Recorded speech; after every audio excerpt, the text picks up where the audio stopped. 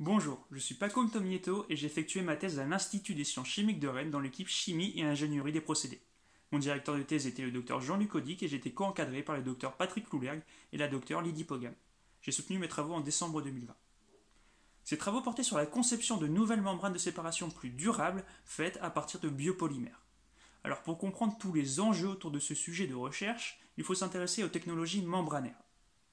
Les technologies membranaires sont ces procédés qui vont par exemple être largement utilisés pour du traitement de l'eau ou dans les industries agroalimentaires et qui vont permettre de séparer, à l'aide d'une membrane, c'est-à-dire un filtre, les particules en suspension, les bactéries, les virus, les protéines ou même des ions de l'ordre du nanomètre. Aujourd'hui, ces technologies de séparation sont indispensables pour de nombreux secteurs d'application, pour une production durable, mais également pour produire de l'eau potable ou traiter des eaux usées. Le problème est que ces membranes sont généralement faites à partir de polymères pétrosourcés et donc issus de ressources non renouvelables. De plus, et à l'image des plastiques de tous les jours, ces membranes en fin de vie ne sont ni biodégradables ni recyclables. Il y a donc ici une réelle problématique d'ordre environnemental liée aux matériaux utilisés par ces technologies. Ma thèse avait alors pour objectif de remplacer ces polymères par des alternatives biosourcées et biodégradables, afin de potentiellement réduire l'impact environnemental des membranes. Pour ce faire, j'ai plus particulièrement travaillé avec les polyhydroxyalcanoates, PHA, qui sont une famille de biopolymères produits par des bactéries.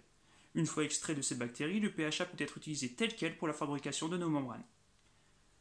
À l'issue de ces 3 années de recherche, plusieurs faits marquants sont à retenir. Déjà, et pour la première fois, des membranes de microfiltration pouvant servir à éliminer les bactéries de l'eau ont effectivement pu être réalisées à partir de l'un de ces PHA, ce qui démontre ainsi une nouvelle opportunité pour ce matériau, qui est la fabrication de membranes plus durables.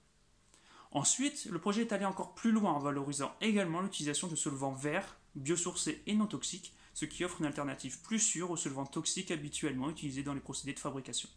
Au final, des membranes entièrement biosourcées ont pu être fabriquées par ce processus. Aussi, le sujet fut l'occasion de renforcer de manière originale et innovante la toute jeune thématique qu'est la synthèse de membranes au sein de l'équipe de recherche rennaise Chimie et ingénierie des procédés.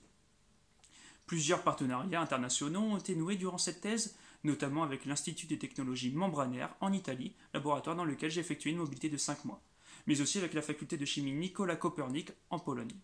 D'ailleurs, je remercie Rennes Métropole, Campus France et l'Université de Rennes 1 pour leur programme de financement ayant permis d'effectuer ces différentes collaborations internationales.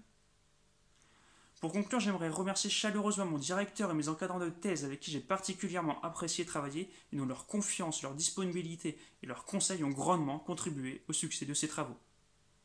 Enfin, merci à la Fondation Rennes 1 et à ses mécènes pour m'avoir attribué le prix du professeur Pierre Gineste. Ce prix est une superbe récompense pour l'ensemble des efforts accomplis par les différents acteurs de cette thèse. Merci beaucoup.